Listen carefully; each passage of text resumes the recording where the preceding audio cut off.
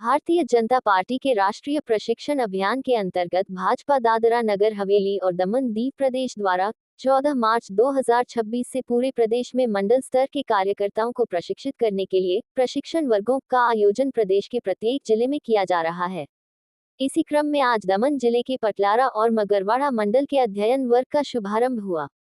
उद्घाटन सत्र में भाजपा दादरा नगर हवेली और दमन दीव प्रदेश के अध्यक्ष महेश भाई अगरिया के करकमलों द्वारा इस प्रशिक्षण वर्ग का शुभारंभ किया गया।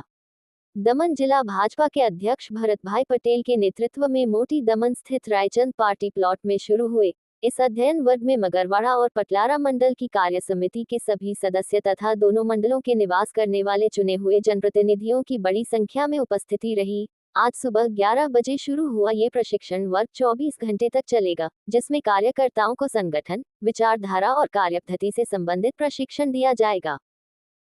આપણા બધા માટે પ્રથમવાર છે।